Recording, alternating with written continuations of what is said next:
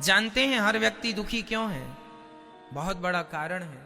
हर व्यक्ति इसलिए दुखी है क्योंकि आज तमाम इच्छाएं व्यक्ति की उसे परेशान कर रही हैं। आपके सुखी होने का मैं एक मंत्र आपको दे सकता हूं। जिसे सुखी होना हो वो अपनी इच्छाओं को समाप्त कर दे।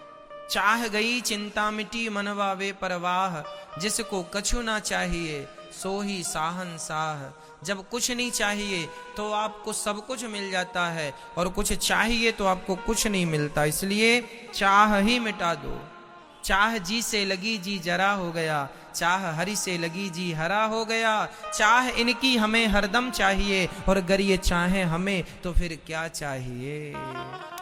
ये चाह वहां तक चली जाए कि ये हमें चाहने लग जाए।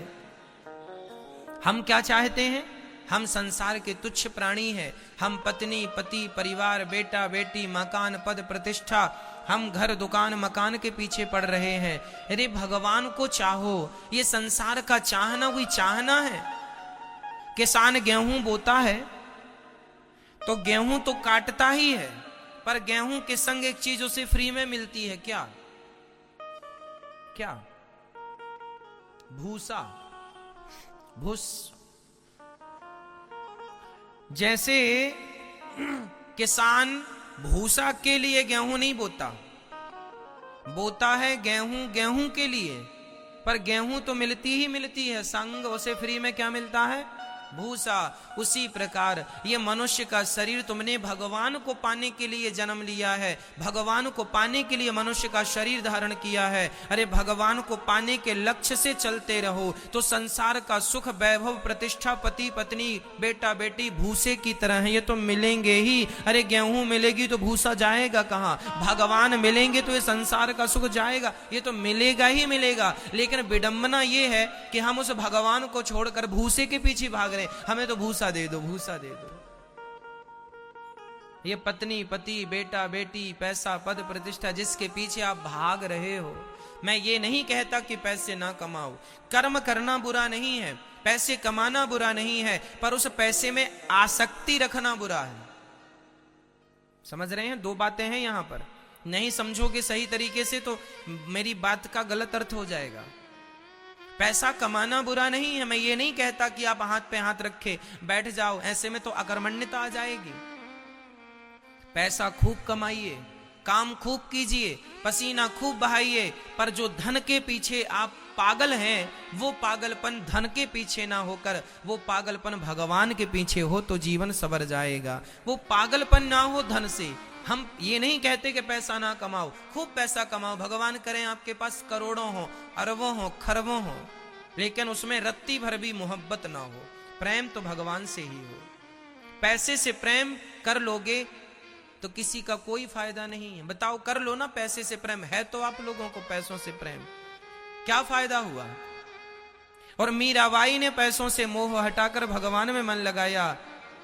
सदियां बीत गई, मीरा भले लोग कहते हैं मर गई, पर आज भी भक्तों के हृदय में जिंदा है। इसलिए मीरा की जयंती तो मनाई जाती है, विवेकानंद जी की जयंती तो मनाई जाती है, पर बड़े बड़े लोगों की टाटा बिड़ला अडानी अंबानी की जयंती नहीं मनाई जाती। मेरे भाई, पैसे वालों की जयंती नहीं होती। जो भगवान को प्राप्त कर लेते हैं उन्हीं को लोग याद करते हैं। धनवानों को कौन याद करता है? आज हैं कल नहीं रहेंगे, कौन याद करेगा? पर भक्तों को तो सदियां बीत गई, आज भी याद किया जाता है उसी सम्मान के साथ। हाँ या ना? इसलिए जीवन में सार तत्व हम आपको समझा रहे हैं कि परिवार बुरा नहीं है, उस परिवार से जो अटैचमेंट है आपका वो बुरा, हम उसके लिए मना कर रहे हैं। जीवन में सुख का मूल क्या है? सुख का मूल है इच्छाओं का परित्याग करना। जी जो है हमारा मन, इनसे लग जाए। ये जो इच्छाएं हैं हमारी संसार को पाने की, ये संसार को पाने की इच्छाएं समाप्त होकर बस भगवान को पाने की इच्छाएं हो जाए कि कन्हैया तुम्हें एक नजर देखना है, जिधर तुम छिपे हो उधर देखना है। चाह जी से लगी जी जरा हो गया, चाह हरि से लगी जी हरा हो गया, चाह इनकी हमें हरदम चाहिए और गर ये चाहे हमें। इतना प्यार करो भगवान से, इतना प्यार करो भगवान से कि आज आप भगवान को चाह रहे हैं, वो दिन आए कि भगवान आपको चाहने लग जाए। चाह जी से लगी जी जरा हो गया, चाह हरि से लगी जी हरा हो गया, चाह इनकी हमें हरदम चाहिए और गर ये चाहे हमें तो फिर क्या चाहिए। जीवन की दौड़ वहां समाप्त होती है। गंगा तब तक दौड़ती है गंगोत्री से निकलकर जब तक सागर की प्राप्ति नहीं हो जाती। अरे जीवन में दौड़ भाग तब तक है जब तक परमात्मा रूपी सागर प्राप्त नहीं हो जाता। परमात्मा रूपी सागर प्राप्त हो जाए तो जैसे गंगा सागर में जाकर बिल्कुल शांत हो जाती है, उसकी दौड़ समाप्त हो जाती है। जीवात्मा की दौड़ तब समाप्त होगी जब परमात्मा की गोद प्राप्त हो जाएगी, परमात्मा के चरण प्राप्त हो जाएंगे। इसलिए आज लोग भाग रहे हैं, परेशान है। क्यों? क्योंकि अभी तक तुम्हें वो गोद प्राप्त नहीं हुई जिस गोद के लिए तुमने जन्म लिया है। क्या करो, तुम रास्ता ही भटक गए हो। जाना था वृंदावन पर पहुंच गए दिल्ली, सीधा निकल गए। अब रास्ता, अब एक सज्जन दिल्ली पहुंच गए, कहीं से आए होंगे, दक्षिण भारत से आए एक सज्जन वृंदावन, उनका बहुत सुना कि भाई वृंदावन में बिहारी जी हैं, चलो जरा वृंदावन चलते हैं। तो वृंदावन आए तो सही, पर उनकी ट्रेन जो है मथुरा स्टेशन रुकी तो सही, पर वो क्या हुआ कि उनकी नींद लग गई और ट्रेन उसके बाद सीधा वो दिल्ली पहुंच गई। अब वो दिल्ली उतर गए और दिल्ली में वहां लोगों से पूछ रहे, भैया ये बिहारी जी कहाँ हैं, ये वृंदावन कहाँ है। उन्होंने कहा भाई दिल्ली में वृंदावन नहीं है, वृंदावन तो वृंदावन में है।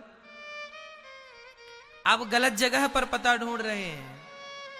बिहारी जी के लिए तो आपको पहले वृंदावन जाना पड़ेगा, आप बहुत आगे आ गए, थोड़ा पीछे जाइए। बस यही जीवन का सिद्धांत है।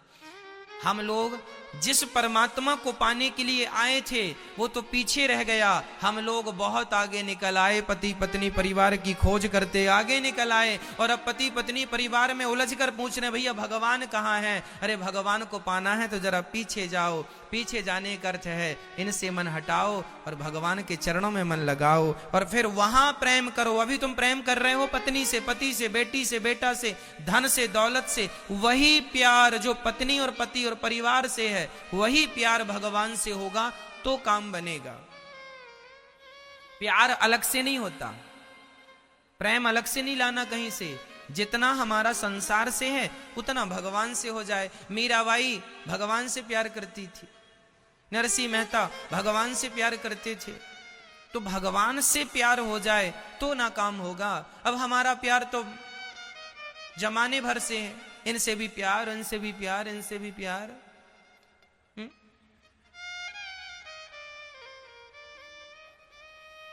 हमारी मैयाएं, अरे भैया ये सुपड़ा हमारा है, ये गैया हमारी है, ये पलंग हमारा है, ये गिलास हमारी है, ये चम्मच हमारी चम्मच तुम्हारे पास कहां से आ गई? हाँ, चोरी करते हो चम्मच की। ये चम्मच हमारी है, ये गिलास हमारी है, ये कटोरी हमारी है। सारी जिंदगी आपकी तो यही करते निकल गई ना। ये चम्मच हमारी है, ये गिलास हमारी है, ये लोटा हमारा है, ये बर्तन हमारे हैं। कब कहा आपने कि भगवान हमारे हैं? गोविंद मेरो है, गोपाल मेरो है। भगवान मेरे हैं, मेरे तो गिरधर गोपाल। वो तो कहा नहीं ये चम्मच मेरा है, ये गिलास मेरी है, ये कटोरी मेरी है, ये गैया मेरी है, ये बछड़ा मेरा है, ये बेटी मेरी है, ये बेटा मेरा है, ये पत्नी मेरी है, ये दुकान मेरी है, ये बोतल मेरी है, ये बर्तन मेरा है, ये फला क्या क्या कहते हो, ये घर मेरा है, ये छत मेरी है, ये बेडरूम मेरा है, ये किचन मेरी है, ये सब मेरा, सब मेरा। तुम्हारा जो है उसे आज तक नहीं कहा कि ये मेरा है। गोविंद मेरो है, गोपाल मेरो है, मेरे तो गिरधर गोपाल, दूसरों ना कोई। ये यथार्थ में ये तुम्हारा है, पर इसे कोई नहीं कहता कि मेरा है। बस जो तुम्हारा है ही नहीं उसके पीछे भाग रहे हो, यही तुम्हारे दुख का कारण है। जो तुम्हारा है उसे तुम अपना तो मानते नहीं हो, और जो तुम्हारा है नहीं उसके पीछे भाग रहे हो, यही तुम्हारे दुख का मूल कारण है। अब अज्ञानियों की तरह तुम व्यवहार करो तो इसमें ईश्वर का क्या दोष है? अब परेशान हैं लोग। भारत में 135 करोड़ लोग रहते हैं लगभग सभी लोग परेशान हैं, कुछ लोगों को छोड़ के। क्यों परेशान है? इसलिए कि जो तुम्हारा है नहीं उसके पीछे भाग रहे हो। कह दो अपने दिल में हाथ रख के किसी वस्तु को, कह दो कि ये वस्तु मेरी है। अरे वस्तु की छोड़ दो, ये शरीर जिस पर तुम बैठे हो ये भी तुम्हारा नहीं है। ये शरीर हमारा नहीं है। ये बाल हमारे नहीं है, कब झड़ जाए पता नहीं। ये रोम हमारा नहीं है, कब झड़ जाए पता नहीं। ये हाथ हमारे नहीं है, कब काम करना बंद कर दें पता नहीं। आंख हमारी कब फ्यूज हो जाए पता नहीं। कान हमारे कब पंचर हो जाए पता नहीं। और तुम कह रहे हो गिलास हमारी है, चम्मच हमारा है, कटोरी हमारी है, झुमका हमारा है, ये साड़ी हमारी है। एक सज्जन लड़ पड़े, है ना। एक मैया एक जगह घूमने गई। घूमने मीन्स चलो वृंदावन आई। तो वहां एक महिला ने अपनी साड़ी सुखाने के लिए टांग दी। तभी वहां पर दूसरी महिला ने भी अपनी साड़ी डाल दी। संयोग से दोनों की साड़ी एक सी थी। तो उसने, पहली वाली ने अपनी साड़ी उठाई तो उसके संग वो भी फंस गई। तो वो दोनों साड़ी उठा के ले गई। अब उसने आकर कहा क्यों जी हमारी साड़ी यहां थी। तभी उसको रखी दिख गई कि इसके यहां पे रखी है साड़ी। क्यों जी तू चोर है, मेरी साड़ी ली रखी है। लो भैया, साड़ी के चक्कर में दोनों का महाभारत चालू हो गया। ये साड़ी मेरी है, ये साड़ी मेरी है, साड़ी मेरी है। घंटे बर्बाद कर दिए लड़ाई झगड़े में। साड़ी मेरी है, साड़ी मेरी है, ये तो गाना गाया, पर सारी जिंदगी में कभी ये नहीं कहा कि भगवान मेरे हैं, भगवान मेरे हैं, भगवान। नहीं ना, साड़ी मेरी है, साड़ी मेरी है। ये जमीन मेरी है, ये मेरी जमीन में तुमने बाड़ी लगा ली, तार लगा लिया। ये भाई मेरी जमीन है, 2 इंच तुमने बढ़ा ली, 1 फीट तुमने मेरा कब्जा कर लिया। ये जमीन मेरी है, ये खेत मेरा है, ये घर मेरा है, ये प्रॉपर्टी मेरी है। कब कहा अपने इस प्रेम से कि गोविंद मेरा है, भगवान मेरे हैं। और नहीं कहोगे जब तक, तब तक यूं ही पिसते रहोगे। पुनरपि जननम पुनरपि मरणम पुनरपि जननी जठरे शयनम। जन्म मृत्यु जन्म मृत्यु जन्म मृत्यु का चक्र चलता रहेगा। तुम पिसते रहोगे, कभी स्त्री बनोगे, कभी पुरुष बनोगे, कभी हाथी बनोगे, कभी घोड़ा बनोगे, कभी चींटी बनोगे, कभी मकड़ी बनोगे, कभी कुछ बनोगे। पिसते रहो। यदि इस चक्र से बचना है, मोक्ष के द्वार तक पहुंचना है, तो छोड़ दो कि संसार मेरा है। कहने लग जाओ कि बस भगवान मेरे हैं, भगवान मेरे हैं, कृष्ण मेरे हैं, श्रीमन नारायण मेरे हैं, श्रीमन नारायण मेरे हैं, बस वही मेरे हैं। ये यथार्थ है। अब इसके बल पर काम करो।